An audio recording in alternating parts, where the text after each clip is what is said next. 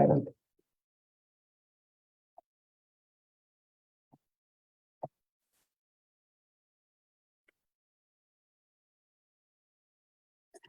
Buenas tardes. De parte de la EUNA, reciban nuestro sincero saludo y agradecimiento por acompañarnos esta tarde de febrero en la presentación del primer libro del año por una mujer. Es un gran honor para la editorial. El libro denominado De Griots y Epistemologías de las Resistencias de María Laura Stephen Chávez. Bienvenida María Laura, que nos acompaña desde Brasil. También contarles que este año, bueno, todas las actividades están enmarcadas en la conmemoración del 50 aniversario. La Universidad Nacional fue fundada un 15 de febrero a partir de la ley 5182 de la creación de la Universidad Nacional por parte de la Asamblea Legislativa. En el 2014, el 10 de abril, es declarada institución benemérita la educación, la tecnología, la ciencia y la cultura costarricense. Si bien en el 73 nace la universidad, solamente 3 años después se funda el Consejo Editorial de la Universidad Nacional, la EUNA, y esta es entendida, ahora en palabras de Maribel Soto, como una unidad de cultura, así se concebía en el Estatuto Orgánico del 76, donde la misión social de la universidad es ser esa universidad necesaria. Y esa unidad de cultura es difundir y divulgar todo el conocimiento gestado en las diversas áreas del conocimiento. Así nace la COEUNA, el COEUNA. Y en la figura del Consejo de la Editorial de la Universidad Nacional es que se otorga el sello a las diferentes publicaciones, entre estas especialmente los libros. El sello editorial es una marca registrada propia de la Universidad Nacional y de la editorial que preserva y protege los derechos de propiedad intelectual.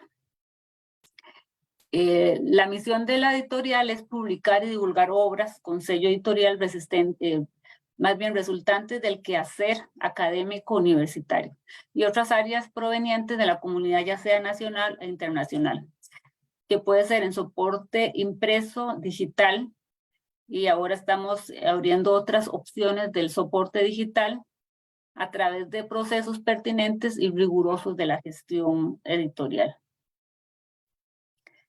Se garantiza lo que es la calidad académica, ¿verdad? Que es una política de nuestro sello editorial centrada en esa pertinencia académica y científica y la relevancia de las obras, como es el caso de esta obra que estamos presentando el día de hoy. En el caso de esta obra, bueno, de la colección, aquí les voy a mostrar para las personas que nos siguen, que aún no la tienen, el libro, que va a estar, bueno, ya está a disposición en los diferentes puntos de venta acá en la editorial, en diferentes lugares del país. También se puede enviar en Costa Rica y otros lugares del mundo. Bueno, María Laura es una evidencia que ya tiene le llegó el libro allá donde ella reside. Como les decía, bueno, esto lo que les quería mostrar es que esta es parte de la colección Prometeo, que es la colección la primera colección, bueno, la que tiene la Universidad Nacional, la que tiene una larga tradición, que hace un proceso de selección, ¿verdad? Como en el caso de María Laura, que es derivada de una tesis de licenciatura, y se hace una serie de filtros a partir de unos criterios de calidad para que sean las mejores obras las que se publican bajo la colección Prometeo. Entonces es un dato importante que se ha mantenido a lo largo de todos estos años. En el caso de este libro, que además de pertenecer a la colección Prometeo, es de la categoría de filosofía y pensamiento. Es una obra muy interesante, un ensayo, ¿verdad? Que esta tiene, digamos, la transformación de un trabajo final de graduación en un ensayo. Pues son productos distintos que se ha obtenido la tesis, un artículo científico y el libro como productos derivados de la investigación. En el caso de este libro, que además es en una línea más de colonial, es decir, rompe los paradigmas que tradicionalmente se trabajan en estas áreas. Este tiene el objetivo de ampliar la discusión respecto a lo que es la conceptualización del conocimiento y mecanismos utilizados para la producción y transmisión, más allá de lo determinado por la modernidad y su correspondiente eurocentrismo. Acá, digamos, lo que es muy valioso de este libro es que reivindica la oralidad como fuente de producción y transmisión de conocimientos, a la luz del calipso afrolimonense como una tradición afrocaribeña. Entonces esto le da mucha originalidad y pertinencia a la obra. El calipso, esto es la sinopsis del libro, el calipso en general y el afrolimonense en particular como un gran ejemplo de las tradiciones orales de la población afrodescendiente, que ha logrado sobrevivir a los embates de los sistemas de opresión. Debido a ello, aún en la actualidad podemos seguir escuchando los ritmos. Esta es una perfecta muestra de la efectividad de los mecanismos que ha utilizado la transmisión oral de los conocimientos, como la cadena de transmisión, los guardianes de la memoria y el propio idioma. Un aspecto fundamental es su carácter transfronterizo, que lo ha convertido incluso en un idioma del Caribe. Es de vital importancia que la tradición oral y sus múltiples manifestaciones continúen siendo investigadas desde perspectivas epistemológicas y filosóficas, ya que muestran una gran contribución desde lo que es la interpretación de otros mundos posibles. Entonces, bueno, yo entendería, no conozco a María Laura, hasta ahora la veo, que ella, bueno, allá en Brasil sigue esta línea de pensamiento que ha trabajado y que, bueno, está trabajando, entendería que a nivel de maestría, y esperaría que a nivel de doctorado y postdoctorado, para que la Universidad Nacional tenga un recurso humano altamente calificado, especialmente tratándose de una mujer. Entonces, para ello es necesario superar tanto de manera individual como colectiva esa miopía intelectual de asumir el desafío de adentrarnos en la pluralidad de conocimientos y desprendernos de esa pretensión de universalismo en lo que es este paradigma moderno y colonial. Esta es la sinopsis del libro. Entonces, bueno, otra vez yo los invito, ¿verdad? A aproximarse a este tema de colonial que acá se trabaja y más. Acá se trabaja especialmente más a nivel de maestría y doctorado, ¿verdad? Con estudiantes de grado lo introducimos, pero así como menos. Y desde esta también, digamos, el otro gran aporte de este libro es ofrecer una visión del Caribe, que es una región donde no se produce, donde no hay mucha producción académica, porque si bien, digamos, hay un eurocentrismo, acá también tenemos la producción en el área central del país. Entonces, digamos, mucho es el aporte de este material, desde esa visión distinta, derivado de un trabajo final de graduación. De ahí, digamos, los grandes méritos que tiene esta obra que hoy que los compañeros van a comentar, y María Laura va a expresar, digamos, la experiencia de ella como autora de la EUNA. Entonces, bueno, mis felicitaciones para María Laura, y que este no sea el primer libro que recibimos de la editorial. Esa es la gran invitación. Bueno, de mi parte, muchas gracias. Muchas gracias, doña Iliana.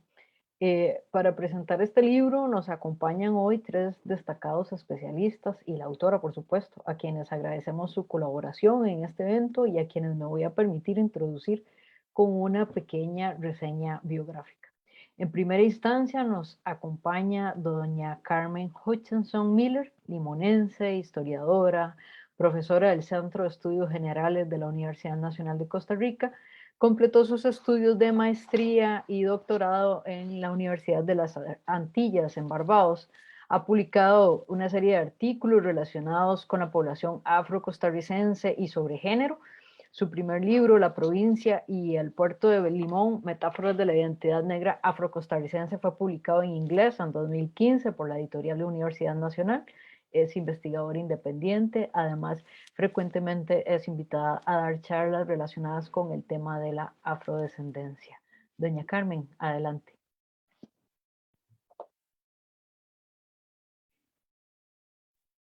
Muy buenas tardes, colegas y el público que nos escucha. Agradezco la oportunidad y el honor de participar en la presentación del libro de mi estimada María Laura Steven Chávez. Perdón, porque me tengo una gripita, así que si sueno así, es que estoy batallando. Esta actividad que celebra la producción intelectual es una forma tangible de relevo generacional académico con investigaciones sobre la etnia afrocostarricense por descendientes afrocostarricenses. Así que me siento muy orgullosa de que María Laura esté tomando el testigo para seguir, ¿verdad? María Laura hace un análisis valiente problematizando la posición eurocentrista del estudio del conocimiento y ofrece una visión alternativa utilizando como marco de referencia la teorización sobre la epistemología del sur y la afroepistemología que toma prestado de Boaventura de Sousa Santos y Jesús Chucho García. Utiliza el marco teórico de estos dos autores porque no, y abro comillas, no deseaba continuar reproduciendo la filosofía eurocéntrica del desperdicio y la ignorancia. Cierro comillas. Esa filosofía del desperdicio y la ignorancia es la que no solamente invisibiliza, sino que además se esfuerza por censurar esos conocimientos contradiscursivos a las establecidas por la modernidad, como bien lo indica la autora. En el capítulo 4, en el cual voy a estar haciendo mi breve comentario, el calipso afrolimonense y la transmisión de conocimientos como ejemplo de tradición oral afrocaribeña, la autora disecciona la tradición oral y la posiciona en el ámbito de la filosofía. María Laura discute sobre el origen del término calipso y los debates en torno a ella, encontrando entre los más fuertes argumentos su origen en la isla de Trinidad y Tobago. Como lo indica la autora, aun cuando el consenso sea que la cuna del calipso es Trinidad y Tobago, lo cierto es que se extendió por todo el Caribe y por donde lo llevara la diáspora afrocaribeña, como es el caso de los inmigrantes afrocaribeños a Costa Rica a finales del siglo XIX, particularmente en el Caribe Sur, en la provincia de Lima. Los calipsonianos son comentaristas y analistas sociales quienes de forma coloquial denuncian lo que sucede en sus sociedades. La autora los eleva a griots y storytellers de la memoria y del conocimiento. La versión limonense del calipso cumple con todas estas caracterizaciones.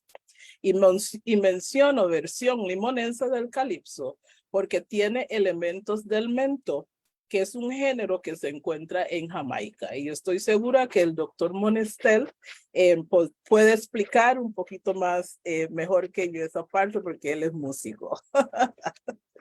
All right, so la autora demuestra las características del calipso limonense por medio del análisis de algunos de los contenidos de los calipsos del padre del calipso, Walter Ferguson, que pasó a ser un ancestro el sábado nos dejó y ahora es ya a la edad de 103 años, right? Y de otros calipsonianos como Papatún, Cyril Sylvan, que también se fue, y Danny Williams, que todavía está entre nosotros. Basado en los contenidos de los calipsos limonenses, se puede identificar, yo puedo identificar 2 momentos después de leer la publicación de María Laura. Los de la generación de Walter Ferguson, quienes comentan y denuncian sobre las dificultades de los inmigrantes y sus hijos nacidos en un país que no los reconocía como ciudadanos. Como sabemos, fue hasta mediados del siglo XX que se nos va a dar la ciudadanía costarricense. Y un segundo momento, específicamente con el grupo Cahue Calipso, que hace un esfuerzo para que no desaparezca el género. Así que vemos, ¿verdad? Esa lucha por mantener esa identidad musical dentro de la región. Ahora, para ir terminando, porque no tenemos mucho tiempo, este año, la fecha para el Carnaval de Trinidad y Tobago fue del 15 al 22 de febrero, donde entre muchas de las actividades que se realizan se da la competencia entre los calipsos Tents para coronar al nuevo Calipso Monarch, que así lo llaman, ¿verdad?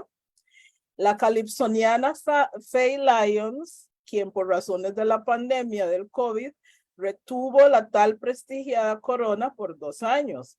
Y el nuevo Calipso Monarch es un joven con el nombre de Tashia O'Connor, con la canción Sing Hallelujah, donde se llevó $500,000 y un trofeo. Menciono esto para recalcar que este género sigue vivo en las islas del Caribe, particularmente las del Caribe inglés. Y subrayo que si no fuera por esa visión eurocéntrica del desperdicio y la ignorancia, a pesar de la distancia geográfica, los calipsonianos de Limón hubieran tenido más acercamiento con los del Caribe peninsular. Al no tener ese espacio de expresión artística cultural, imposibilitó el desarrollo, al menos regional, de este género, que hubiera contribuido para fortalecer los lazos entre algunos de las islas, especialmente Trinidad, contribuyendo además con la economía de la región, como lo es actualmente en las islas del Caribe inglés. Y quiero enfatizar esto porque ayer recibí un WhatsApp de una colega historiadora de Barbados que me dijo, me di cuenta que se murió el gran calipsoniano en Costa Rica. Yo le pregunto, pero ¿cómo usted sabe eso? Porque yo nunca he conversado con ella sobre eso. Y me dice, sí, yo lo sé porque el Mighty Gaby, que es uno de los calipsonianos grandes ahí en Barbados, ha visitado Costa Rica en varias ocasiones y le comentó que él lo conoció a Mr. Ferguson cuando él tenía 90 años. Así que es para que ustedes vean que a pesar de que cuán efectivo hubiera sido esto si las estructuras estuvieran, everything was in place, porque esto se da porque es una persona que toma la iniciativa para venir a Costa Rica porque alguien lo llama, una persona civil society, pero si las cosas estuvieran, digamos, el Ministerio de Cultura y todo lo demás, como sería vibrante como lo es en el Caribe actualmente. A pesar de esto, me parece extraordinario que más de un siglo después todavía tenemos calipsonianos en la provincia de Limón y los esfuerzos para que se mantengan reforzados por publicaciones como los de la autora. Esta publicación, además de reivindicar la historia oral, registra, y como historiadora para mí esto es importante, algunos de los nombres de los calipsonianos limonenses que han contribuido con esa memoria y la oralidad, además de honrarlos con ese reconocimiento. Esta publicación subraya la importancia del calipso en Costa Rica como herramienta de denuncia y resistencia. Y creo que es un buen libro para filósofos, filósofas, músicos, músicas e historiadores e historiadoras. So, felicito a la autora María Laura. Thank you very much. Muchas gracias, doña Carmen. A continuación nos acompañará don Guillermo Navarro Alvarado, doctor en estudios étnicos y africanos por la Universidad Federal de Bahía, Brasil, y con un bachillerato en sociología por la Universidad de Costa Rica. Es coordinador de la Cátedra de Estudios de África y el Caribe, docente de la Escuela de Sociología y Ciencias Políticas e investigador del Instituto de Investigaciones Sociales de la Universidad de Costa Rica. Cuenta con publicaciones en el campo de los estudios críticos del racismo, africanos, caribeños y brasileños. Ha publicado sobre temáticas variadas, historia del panafricanismo, migraciones africanas contemporáneas, racismo y culturas populares. Sus campos de trabajo son historia del panafricanismo, migraciones africanas contemporáneas en América Latina y relaciones étnico-raciales en Costa Rica. Actualmente se encuentra investigando los flujos migratorios contemporáneos africanos y caribeños por América Central y editando su tesis doctoral para su publicación como libro. Adelante, don Guillermo. Bueno, muchísimas gracias por la invitación, particularmente a María Laura, que hoy celebramos su publicación, la publicación de este libro, que creo que debe ser celebrado en el campo de los estudios caribeños, de los estudios afrodescendientes en América Central y en el Caribe, y creo, para comenzar, que es una gran contribución. Un saludo a todos y todas las personas que nos escuchan, a Carmen y a Manuel, que es un placer compartir con ustedes este espacio. Y bueno, quisiera comenzar planteando una cuestión general. El hecho que este libro se publique hoy me parece que es un hecho de vida. Es un hecho de vida en el plano y en el contexto de las culturas caribeñas, o cómo nos lo han enseñado las culturas caribeñas. Vida en el sentido de que si bien ayer homenajeamos y despedimos de una forma a Mr. Gavitt, uno de los grandes calipsonias no solo centroamericanos, sino del Caribe y del mundo, el libro de hoy nos recuerda que las culturas, la oralidad y la escritura, como bien dice el libro de María Laura del Calipso, está más vivo que nunca, y hoy abrimos un nuevo campo para discutir y continuar los legados, como diría Carmen, de los ancestros que produjeron esta cultura vibrante, creativa y resistente, y de la cual estamos discutiendo hoy, y espero que muchas personas lean el libro y también se involucren en comprender estas formas culturales tan diversas y ricas. Después de plantear esto, quizá voy a elaborar una estructura un poco sistemática para no pasarme tiempo, planteando algunos elementos que creo que son importantes de recalcar en el libro y que también nos abren un conjunto de preguntas, cuestionamientos y invitación también a continuar varios de los puntos que María Laura ha planteado en el texto.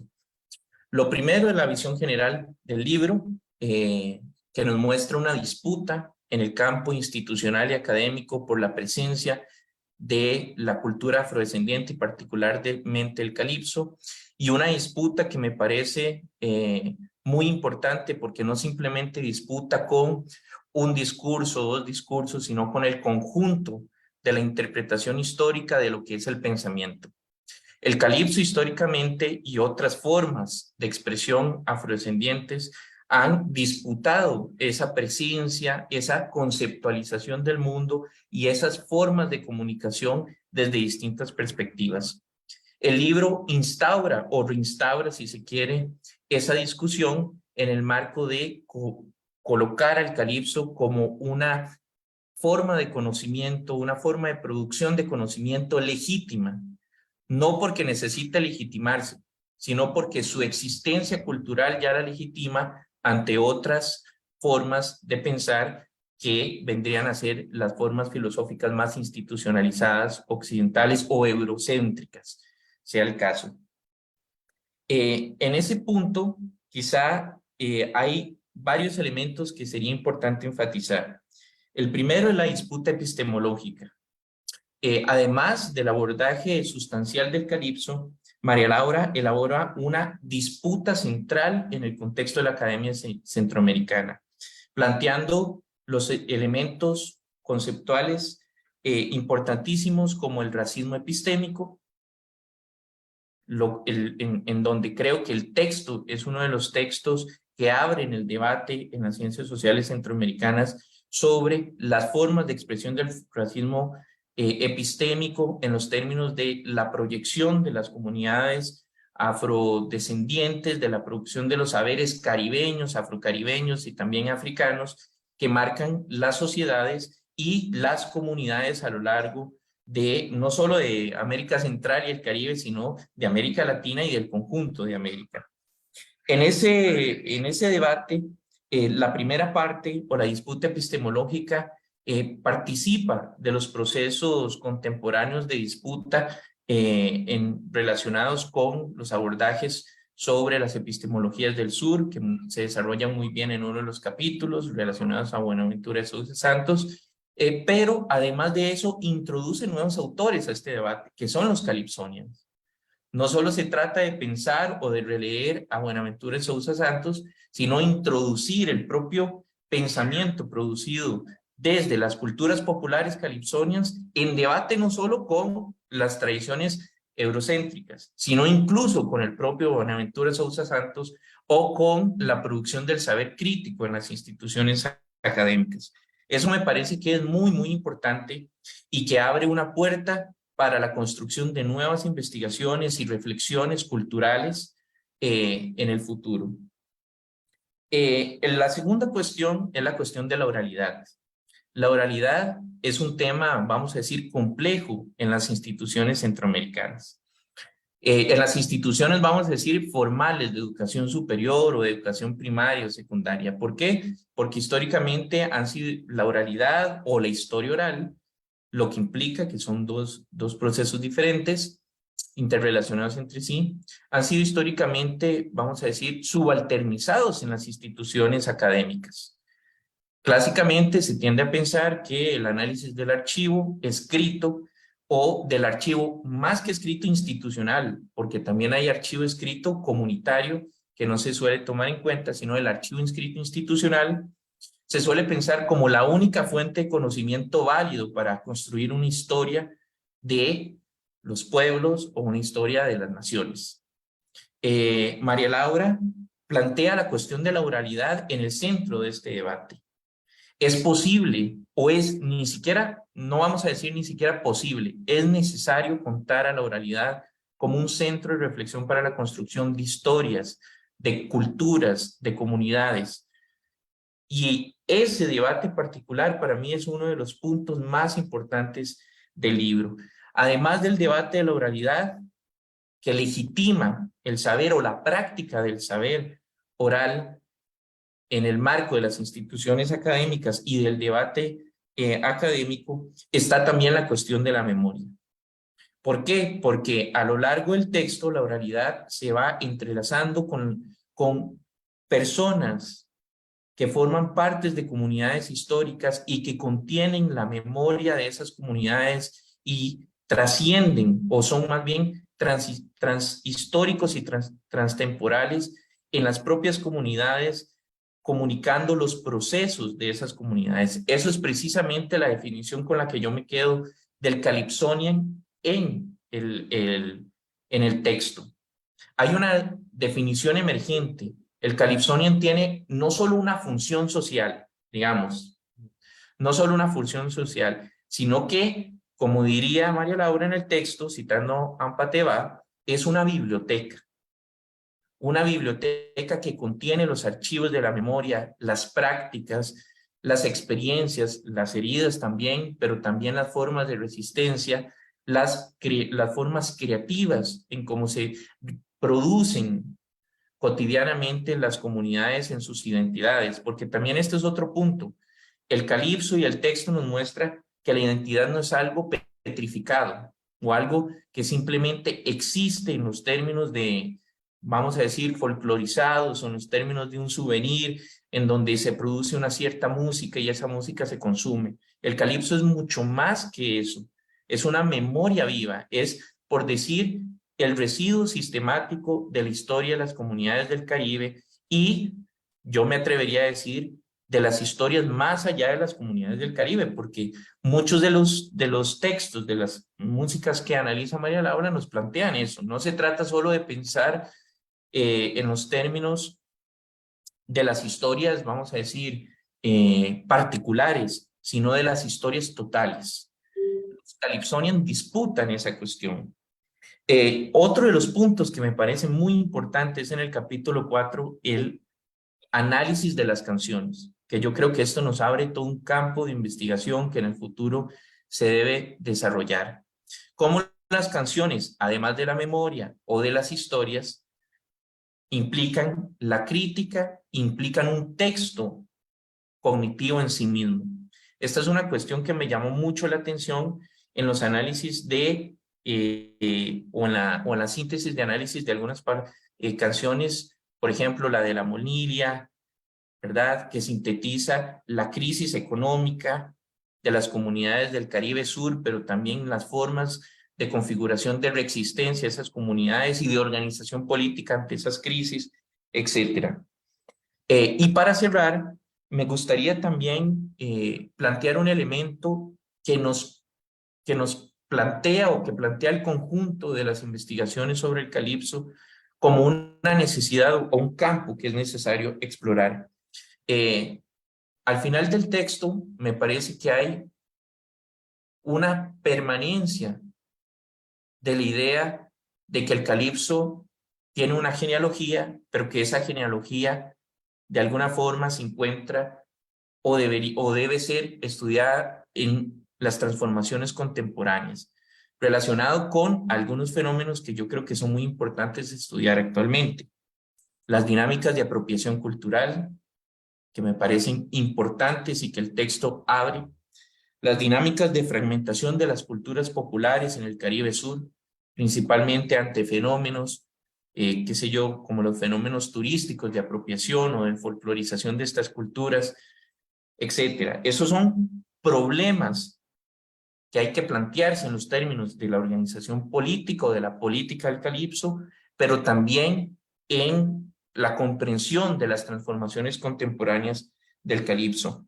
Y por último, que es una pregunta que creo que, bueno, tanto María Laura como Manuel o Carmen se han planteado a lo largo de sus trabajos, es la cuestión del contenido de la multiculturalidad en el sentido del Estado-Nación.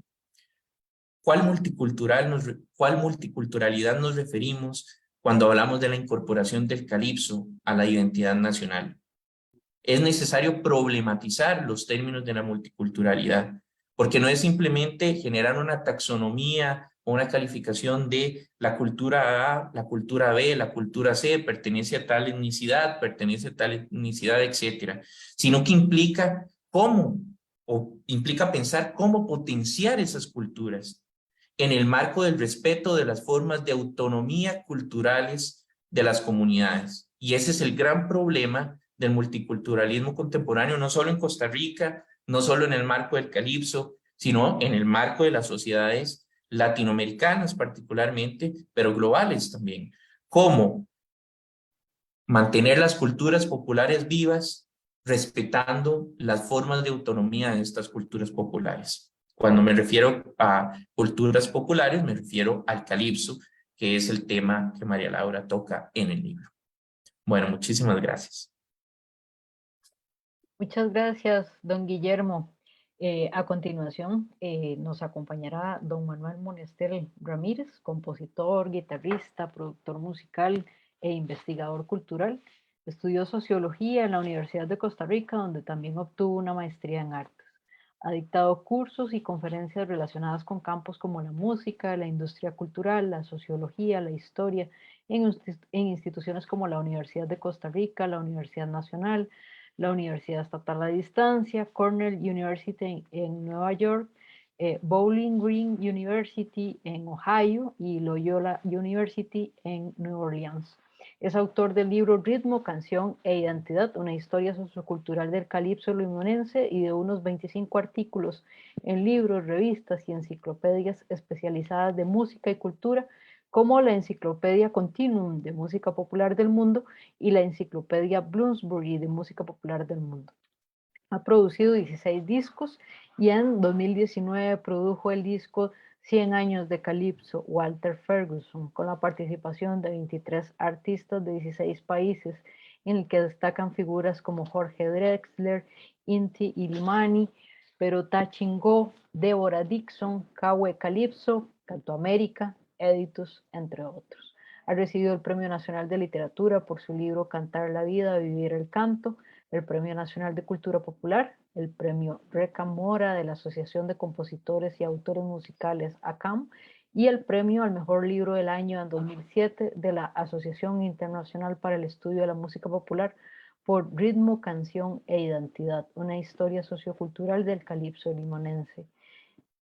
Nos acompaña don Manuel. Adelante.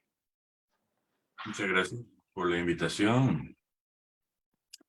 Y quisiera comenzar señalando que cuando leí el libro de María Laura, me impresioné muchísimo en el sentido de que el libro parece abrir un capítulo nuevo en los enfoques de la cultura popular en general y específicamente de la cultura musical afrodescendiente en términos del calipso. ¿Por qué digo esto? Porque en Costa Rica la tendencia es a trabajar temas que se consideran muy académicos, en donde estas expresiones de la cultura popular están siempre al margen. Entonces, las publicaciones sobre cultura popular, sobre música popular, son siempre descriptivas, poco analíticas, no profundizan. Y María Laura logra en este libro, por un lado, desarrollar un buen cuerpo de reflexiones académicas sustentadas en autores reconocidos. Propone un eje central, ¿verdad? Que como ya lo explicó Guillermo. Y luego de todo ese análisis encumbrado académico, baja, ¿verdad? Al espacio del calipso limonense y logra conectar toda esa praxis académica con la organicidad y con la frescura de la expresión popular musical llamada calipso. El tema del colonialismo y la decolonización de la academia está ahí también presente. Cuando uno piensa en el colonialismo, entonces piensa en el siglo XVIII, XIX, y aquellos monjes europeos cristianizando, evangelizando, y toda esa historia que se traslada y se impone, ¿verdad? Desde una visión eurocéntrica. Pero resulta que el colonialismo continúa, ¿verdad? Y lo más amargo y triste es que lo reproducimos nosotros mismos, los colonizados, ¿verdad? Los que fuimos objeto de todos los abusos del colonialismo europeo. Entonces la misma academia reproduce el colonialismo, ¿verdad? Y cuando, creo que fue Guillermo que habló de la oralidad y la historia oral, ese desprecio por ambos conceptos se observa claramente en la academia, ¿verdad? En el caso, por ejemplo, de la cultura limonense, de la cultura popular limonense, de la historia no oficial, de la historia no académica limonense, está contenida en un libro que se llama Wapping de una antropóloga americana que vivió en en Limón muchos años, Paula Palmer. Y ese ha sido un libro que para mí me abrió la ventana para empezar a entender Limón desde otra perspectiva, ¿verdad? Porque ahora, después de muchos años de trabajar allá, conozco mucha gente y puedo conversar con los viejos, con los músicos. Pero en aquel momento ella abrió esa ventana cuando hizo entrevistas de no sé cuántos señores y señoras de edades avanzadas que remitían sus recuerdos, sus memorias a principios del siglo XX y algunos a finales del siglo XIX. Y es a través de ese libro de historia oral que yo tengo un dato primario de Walter Ferguson, que yo no sabía que existía. Y es a través de esa historia oral que yo detecto que hay un señor que se llama Walter Ferguson y que es músico en Cahuita. A través del contacto con la autora, llego al sujeto, ¿verdad? Al personaje, y empiezo a conocer de primera mano el fenómeno del calipso como canción popular, como práctica social, como práctica cultural, como canal de comunicación, de información entre la misma comunidad afrolimonense, pero también hacia afuera. Y aquí hay un punto que yo quisiera comentar, que es la relación entre lo local y lo universal, ¿verdad? Porque nos impusieron las anteojeras de la cultura universal, y la cultura universal es la cultura europea, ¿verdad? Y entonces los griegos inventaron la música, y mientras los griegos inventaban la música, el resto del mundo estaba en silencio, esperando a que los griegos inventaran la música. Así tan burdo es ¿verdad? La imposición de todas estas conceptos. Pero cuando hablo de lo universal y lo local, estoy hablando de cómo una obra artística, porque si nos inventaron el concepto de arte, ¿verdad? Después del Renacimiento europeo, pues le vamos a decir arte al calipso y les devolvemos la etiqueta, ¿verdad? Pero en términos nuestros. Una obra artística que tenga una, ¿cómo se llama? Una base clara local y una base universal está destinada a ser una obra que impacta, que trasciende. Y los calipsos de Ferguson y de otros calipsónios limoneses tienen eso. Entonces, Ferguson puede hablar de una anécdota, de una situación que él vio en Cahuita o en Limón, pero con su capacidad de síntesis, que es otro elemento importantísimo en las artes, con su capacidad de síntesis, esa anécdota puede tocar las sensibilidades de un montón de gente en otros contextos.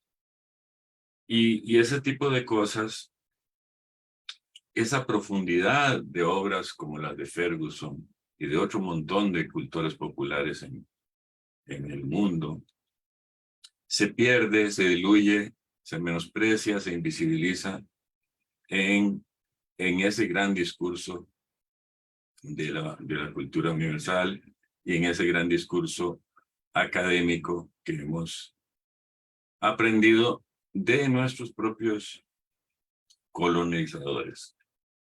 El libro de María Laura abre una discusión sobre todo esto. Y a mí me gustaría que los académicos abrieran esa discusión, no solo los que trabajamos con una pata en la academia y una pata en la cultura popular. Creo yo que las escuelas universitarias, especialmente en las ciencias sociales, la filosofía, deberían replantearse estos temas y revisar sus marcos conceptuales, revisar sus diseños curriculares, sus metodologías, porque creo yo que se habla de colonizar pero muchos de los que dicen que están dentro de la perspectiva de colonizar, son colonizados, son académicos rígidos, tradicionales. Tampoco se trata de negar, ¿verdad? Absolutamente. Por ejemplo, en el caso de la música, no vamos a negar que la escritura y la lectura musical son una herramienta importante. Pero la música no es eso. La música es la expresión natural y popular de un ser humano a través de los sonidos, a través de los instrumentos, a través de letras también. Entonces, puedo hablar toda la tarde, pero creo que me estoy abusando. Felicidades a María Laura, con eso quiero terminar. Muchas gracias, don Manuel. Antes de presentar a la autora y de darle la palabra, vamos a leer algunos de los comentarios que tenemos de las personas que nos están siguiendo en el Facebook Live. A quienes además les recordamos que si tienen alguna pregunta para alguno de nuestros 3 presentadores o para la autora, también nos la pueden dejar ahí y la leemos más adelante. Luz Marina Vázquez saluda a doña Carmen, a María Laura, la felicita y más adelante en otro comentario también felicita y saluda a don Guillermo y a don Manuel por sus palabras y su participación. Emiliana Bernard Stephenson le manda un saludo a doña Carmen desde la isla de San Andrés. Cinia Chávez felicita a su sobrina María Laura. Cari Obando le dice felicidades a María Laura por este gran trabajo. Tina Maste le da también las felicitaciones a María Laura y le envía un abrazo. Tenemos un saludo de la Cátedra de Estudios de África y el Caribe de la Universidad de Costa Rica. Jensi Chávez Leitón también le envía su felicitación a María Laura, su sobrina. Ica Balseta felicita a María Laura y le agradece por este valioso aporte. Yancy Chávez le saluda con un corazón. Y bueno, también tenemos por ahí un comentario de Diego Quintero, que es un emoji. Y BioEco pone gran trabajo María Laura y muchos éxitos. Presentamos entonces a la autora del libro que nos convoca hoy, María Laura Stephen Chávez. Es licenciada en Filosofía y bachiller en Filosofía con énfasis en Ciencias Sociales, ambas por la Universidad Nacional de Costa Rica. Licenciada en Docencia por la Universidad Estatal a Distancia.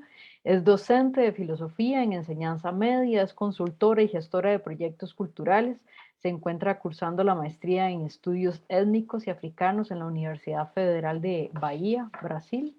Sus áreas de interés e investigación son epistemologías del sur, afroepistemologías, oralidad, filosofía latinoamericana, africana y afrodiaspórica, pedagogía y educación, feminismo negro, músicas afrodescendientes y de colonialidad. Publicó el artículo Epistemología y tradición oral afrocaribeña, dimensión epistémica del calipso afrolimonense en la revista Filia de la Universidad de Zacatecas, México. Y le damos la palabra a María Laura, entonces. Bueno, buenas tardes para todas y todos. Primero me gustaría agradecer y decir que es un gran honor que tanto Manuel Monestel como Carmen y Guillermo pues hayan aceptado ser los comentadores de mi libro, porque los 3 son referencias también en los estudios tanto relacionados con la población afrodescendiente y en particular también afrocostarricense. Entonces, muchísimas gracias por haber tomado el tiempo de leer pues esta propuesta y de comentar hoy, compartir sus comentarios también. Bueno, luego de ello me gustaría iniciar mi presentación honrando el legado de un gran calipsonian, el padre del calipso costarricense, Walter Gavitt Ferguson, que lamentablemente falleció a sus 103 años el día 25 de febrero del presente año. Sin embargo, podemos tener certeza que tanto él como su legado serán inmortales y seguirá vivo a través de sus músicas al ritmo del calipso y a través de su importante contribución, que es parte de la tradición oral afrolimonense y afrocaribeña. Como lo mencionaron al inicio de la presentación, bueno, mi libro fue fue la tesis de licenciatura para obtener el grado en filosofía con énfasis en ciencias sociales por la Universidad Nacional de Costa Rica. Y en primera instancia me gustaría hacer referencia a las motivaciones que me llevaron a elegir este tema y a escribir este libro. Pues considero que más allá de explicar cada uno de los capítulos del libro y eso, que pienso que sería más interesante que cuando cada persona pueda leerlo, ya podamos como comentar. Básicamente lo que me gustaría es eso, compartir cuáles son esas motivaciones. Pues considero que a diferencia de lo establecido por el paradigma moderno colonial, el conocimiento debe ser situado, pues como afirma el filósofo Enrique Dussel, este puede ubicarse desde una geo y corpo política. Entonces, es decir, yo, María Laura, en cuanto sujeto, estoy situada en un cuerpo, en un lugar geográfico, y si bien esto no determina mi perspectiva, influyen mis motivaciones e interpretaciones, ya sean académicas o cotidianas. Es decir, en este sentido, yo no soy una mente flotante que está desprendida de lo corpóreo, como lo establece el cartesianismo, ¿verdad? René Descartes. Entonces, una de las principales motivaciones fue sin duda familiar. Mi familia materna es de Heredia, mi familia paterna es limonense. Mi papá es un hombre afrolimonense y a pesar de que yo nací y fui criada en Santo Domingo de Heredia, desde que era casi una recién nacida, conocí Limón y siempre, creo que todas las vacaciones de mi infancia siempre las pasé en Limón visitando a mi familia paterna. Entonces, cuando viajaba a Limón, podía conocer esa parte de mi historia, esa conexión con la cultura afrolimonense. Sin embargo, cuando volvía a Heredia, sentía que nada de esa cultura estaba representada en los espacios que yo frecuentaba, más allá de mi núcleo familiar. Y por ello crecí percibiendo una falta de representatividad de la población afrocostarricense en diferentes ámbitos, pero sobre todo en los libros, en la historia, y sobre todo en el ámbito educativo, en las aulas, donde creo que por lo menos yo, que en este momento tengo 30 años, cuando yo estaba en la escuela y en el colegio, no nos hablaban absolutamente nada de la cultura afrocostarricense y mucho menos de la cultura afrodescendiente en general y mucho menos de los países o poblaciones africanas. Entonces, bueno, esta motivación familiar influyó sin duda en el camino académico que yo estoy construyendo, pues cuando ingresé a la carrera de filosofía y por diferentes razones tuve contacto con la producción, que yo creo que eso marcó mi vida, con la producción de la filósofa afroestadounidense Angela Davis, el movimiento negro de los Estados Unidos, de filósofos como Enrique Dussel, la decolonialidad, el feminismo negro. Pude comprender ya con elementos teóricos que no es, como muchas veces nos quieren hacer creer, que la población afrocostarricense no ha contribuido a la historia de Costa Rica o que las poblaciones afrodescendientes y africanas no han contribuido a la historia del conocimiento y sus diferentes ámbitos, ¿verdad? Sino que indudablemente estas poblaciones han contribuido. Sin embargo, lo que existe es un sistema moderno colonial que ha invisibilizado toda esa producción, excluyéndola de la llamada historia oficial. Por ello, cuando tomé conciencia de todo esto, ya desde un ámbito no solo vivencial, sino también a partir de la teoría, a partir de lo que yo estaba leyendo también en esa formación también como filósofa, tomé una decisión en mi carrera profesional y decidí que voy a dedicar mi vida profesional y académica a visibilizar o por lo menos contribuir en el reconocimiento de los aportes de las culturas afrodescendientes y africanas en el ámbito de la filosofía, que es la carrera que yo elegí y que podría decir que es el charco en el que estoy. Ahora bien, ¿Por qué epistemología y calipso? ¿Por qué esa combinación, verdad? Porque en una parte del libro yo hago referencia de que, por ejemplo, Manuel Monestel, que es uno de los pioneros en el estudio del calipso, él ya ha realizado un análisis bastante vasto, bastante completo del calipso. Y también, por ejemplo, Diana Senior y otros académicos también costarricenses han realizado toda una contribución respecto a esto. Sin embargo, al menos en el ámbito específico de la filosofía, yo no percibí estudios en los cuales se vinculara epistemología y música, por ejemplo.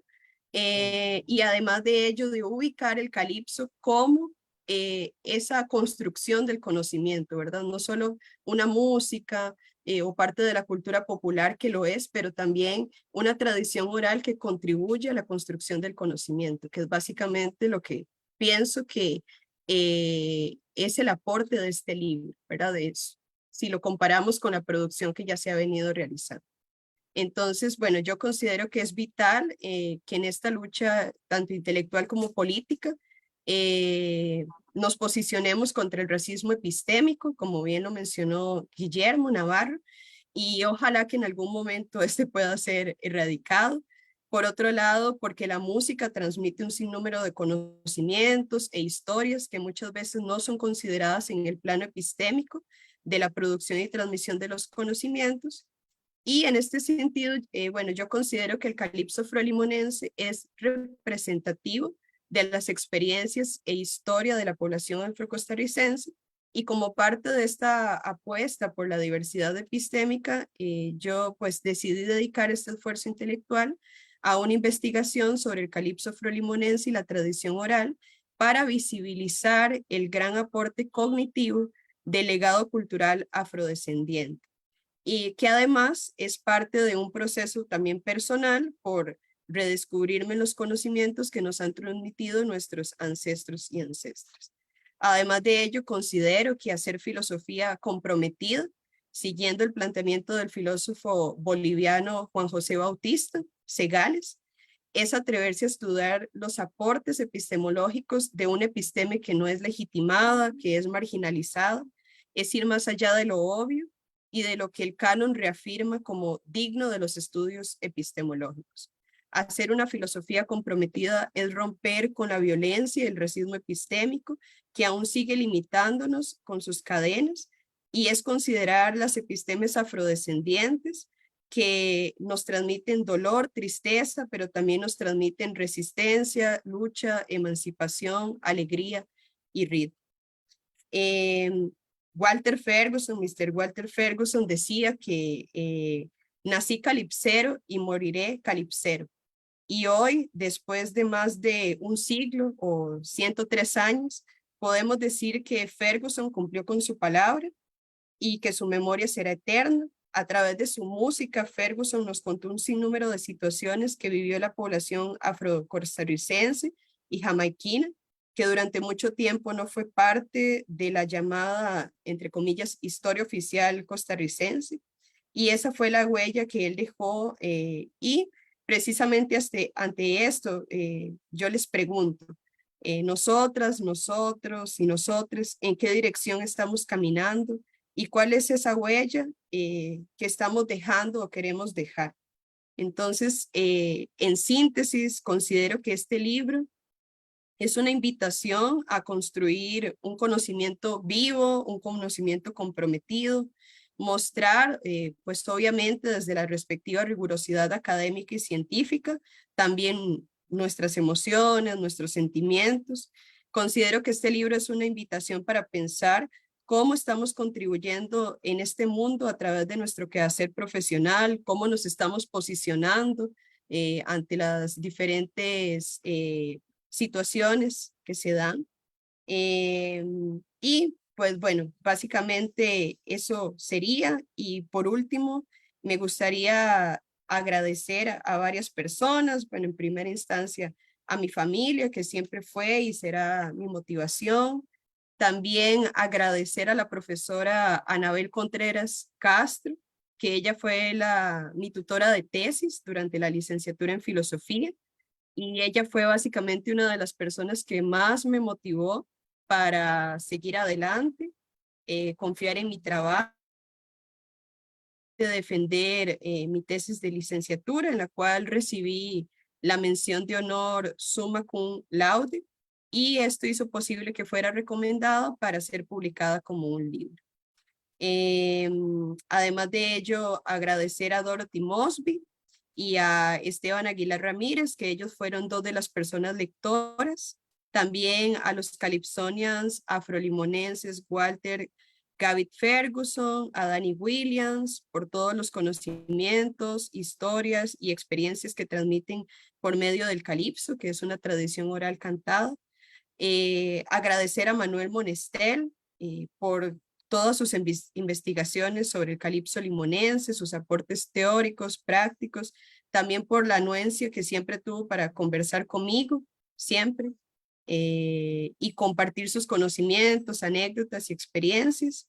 También agradecer a Eric Quesada Garita, que es un gran amigo y me brindó su ayuda en la revisión de aspectos de forma y estilo. Y por último, agradecer a la editorial de la Universidad Nacional de Costa Rica por hacer posible la publicación de este libro. Y en específico me gustaría agradecer a Marianela Camacho Alfaro por acompañarme con total anuencia y disposición durante este proceso, y a todas las personas que de manera directa o indirecta estuvieron involucradas en este largo proceso. Por último, les invito a leer el libro, a enviarme sus comentarios e impresiones. Pues creo que como parte de una producción académica tiene sus limitaciones, además de que fue una tesis de licenciatura, ¿verdad? Que yo espero, como bien lo indicó Iliana, ¿verdad? Continuar ese proceso y mejorar varias cosas que tal vez yo leo y digo, bueno, creo que ahora pienso un poco diferente, o no diferente, pero tal vez me gustaría plantear otras perspectivas. Entonces, yo pienso que eso es parte de la labor investigativa, ¿verdad? Nunca es un proceso que terminamos y ponemos un punto final, sino que está siempre en constante análisis, crecimientos, y que los resultados siempre podrán ser mejorados, modificados y enriquecidos. Entonces, bueno, muchísimas gracias por estar aquí, acompañarme, y pues eso sería. Muchas gracias, María Laura. Vamos a dar un pequeño espacio para que cada uno de ustedes haga un cierre. Quizás hacemos la vuelta a la inversa. Primero don Manuel, luego Guillermo, luego doña Carmen, cierra María Laura, y al final la presidenta del COEUNA, doña Iliana Araya, nos va a dar la despedida. Entonces, don Manuel, le doy el espacio.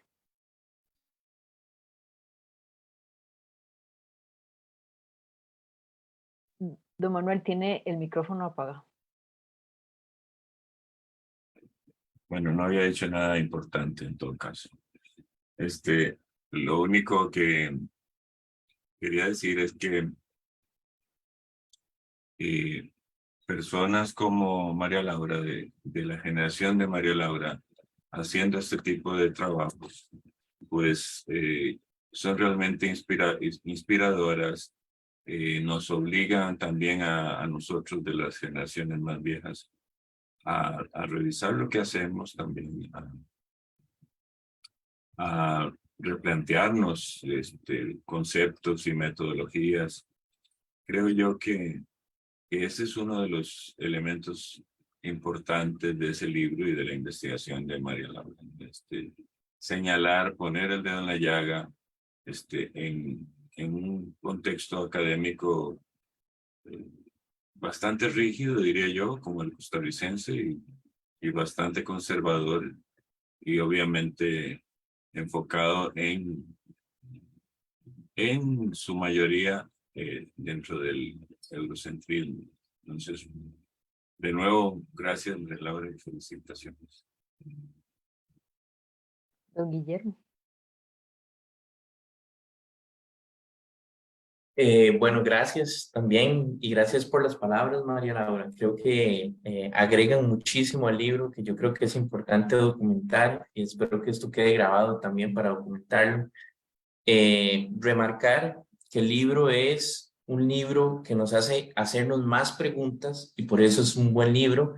Nos hace cuestionarnos perspectivas, nos hace cuestionarnos nuestro propio quehacer, nos hace cuestionarnos nuestra visión de mundo y por eso yo creo que es importantísimo leer este libro. Invito a todas las personas también, no solo como se puede pensar en el plano de los límites de los estudios caribeños o de los estudios afrodescendientes, sino que esto tiene que ver con la propia construcción de la identidad de nuestra nación o de nuestras naciones en plural, no simplemente sobre un pequeño o una pequeña comunidad, etcétera. Un poco lo que decía Manuel y lo que decía también otro autor, bueno, latinoamericano, Gabriel García Márquez, que decía, cuenta tu aldea y serás universal. Y eso es precisamente lo que hace este libro, contar una experiencia o varias experiencias particulares que nos obligan a reflexionar sobre el conjunto. Gracias. Gracias. Adelante, doña Carmen. Sí, pues María Laura, usted sabe que estoy muy orgullosa de ti, te siento como una hermanita y a pesar de que estamos en el espacio de la academia, pues estamos rompiendo esos paradigmas, así que yo puedo hablar desde mi perspectiva de mujer afro y de hermana grande, ¿verdad? Felicitándote por esa labor y también usándote como un ejemplo, porque yo personalmente creo que debemos dentro de los espacios donde nos encontramos posicionarnos como personas afro. You know, for me, that is a political position. Así que les estoy motivando a las personas que nos están escuchando, si son investigadores jóvenes o investigadoras o investigadores afros, que no tengan miedo de posicionar el tema de afrocéntrico dentro de sus investigaciones, porque la hegemonía no lo va a hacer. Nosotros tenemos que hacerlo. Así que termino otra vez felicitándote y pa'lante, mi hermana, pa'lante. Gracias, María Laura. Sí, bueno, me gustaría solamente terminar haciendo referencia a, creo que serían dos temas. Uno es que, bueno, a partir de la experiencia que he tenido aquí en Brasil, donde ya tengo el 2 de febrero, día de Iemanjá justamente, fue el día que llegué aquí a Brasil, llegué a Sao Paulo y el 3 de febrero viajé para Salvador y creo que es muy simbólico también haber llegado ese día justamente aquí y para vivir esa experiencia. Y bueno, el 2 de febrero del 2023 cumplí un año de esta experiencia. Y a partir de este gran y enorme país, que es casi un continente, que es Brasil, viendo hacia Costa Rica, ese país que muchos brasileños ni saben que es parte de América, pienso como un trabajo como el mío fue visto en algún momento como una, por ejemplo, una perspectiva muy diferente de lo que se suele hacer en los estudios filosóficos o dentro de la filosofía. Y aquí en Brasil, pues observo que ya existe un gran camino que ha recorrido y que también ha abierto el movimiento negro brasileño, ¿verdad?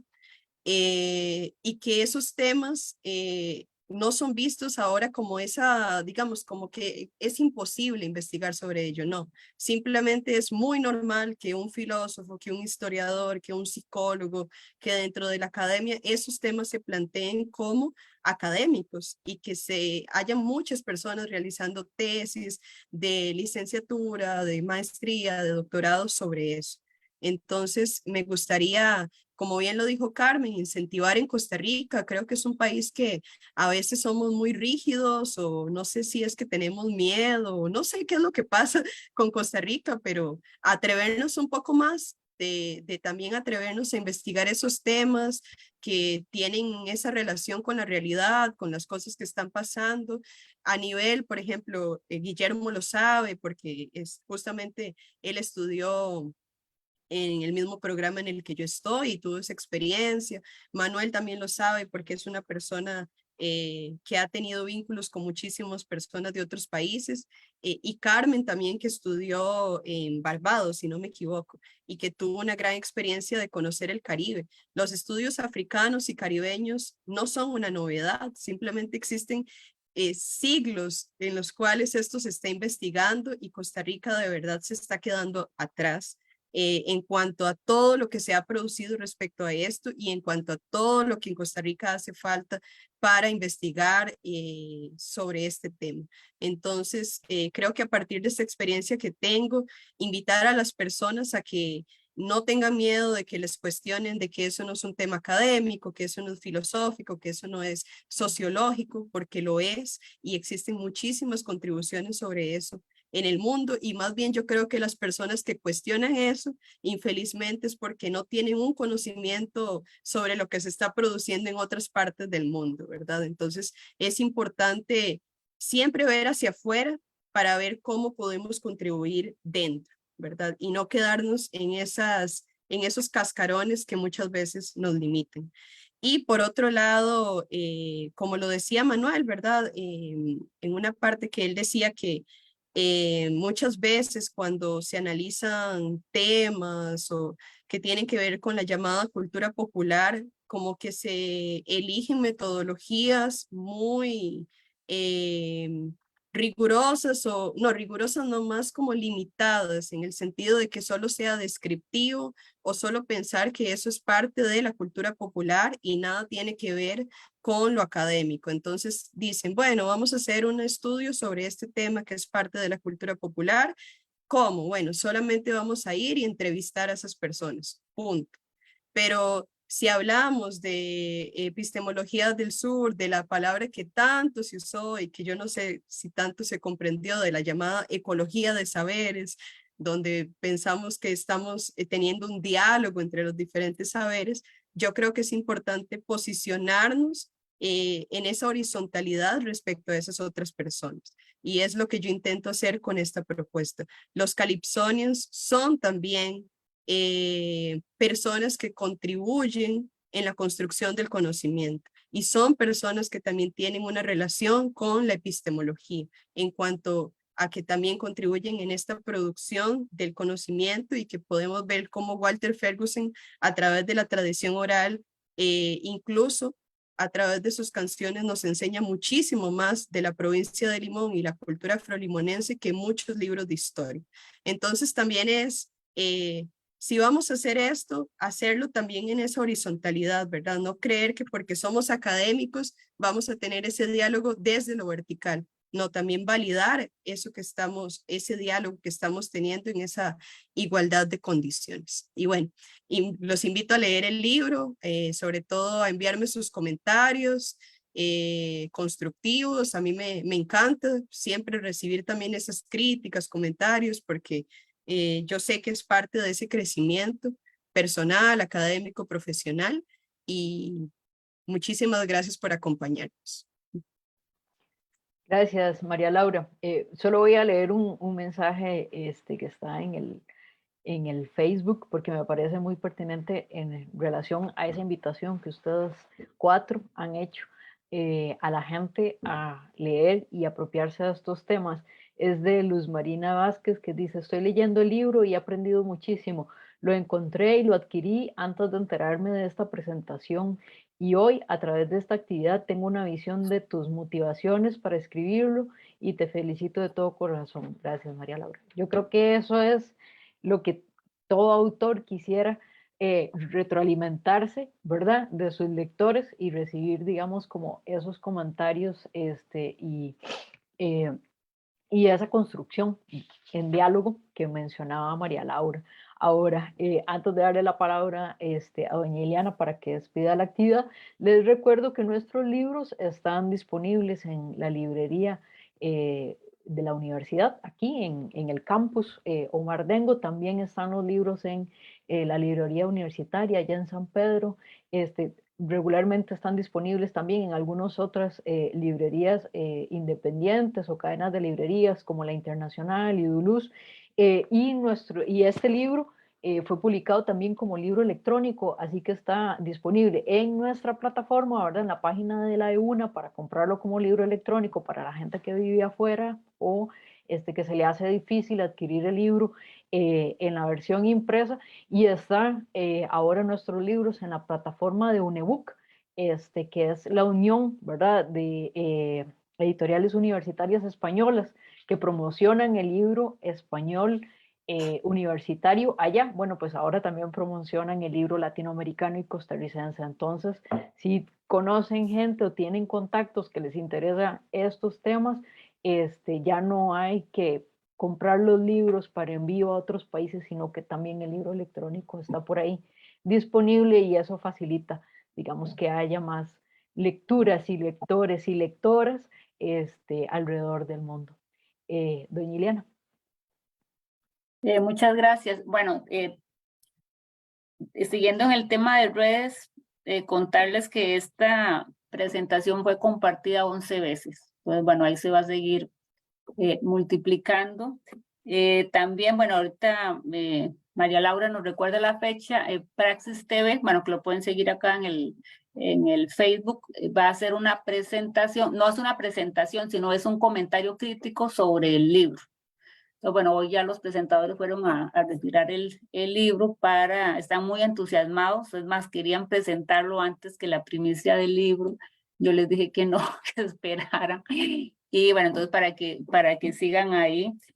Igual, ¿verdad? Invitar a María Laura a seguir teorizando sobre el tema, digamos, la explicación fuera de nota, todo el aprendizaje de estar fuera del país, porque bueno, como bien dice Escobar, ¿verdad? Las mentes despiertan en un lugar, y ese lugar no necesariamente es un lugar físico, también es un lugar que puede ser experimentado desde la corporeidad. Entonces ya ella expresa, ¿verdad?, ese tránsito más de la mano de Anabel Contreras, ¿verdad?, que ella induce hacia esos lugares que no necesariamente son físicos. Igual reiterar la invitación para otras obras y seguir en la línea de este relevo generacional, ¿verdad?, que en la UNA es urgente, ¿verdad? Estamos en los 50 años y existe un conjunto de leyes que han obligado a personas a retirarse. Entonces, lo deseable para seguir siendo la segunda mejor universidad de Centroamérica es tener un recurso humano calificado que haya experimentado estar fuera del país y que venga a renovar las unidades académicas y la universidad donde salieron. Más en este caso, ¿verdad?, siendo una mujer joven negra afrocaribeña. Eso es súper importante. Entonces esa es la invitación a seguir, y acá esperamos las publicaciones subsiguientes. De mi parte, muchas gracias a todos y buenas tardes.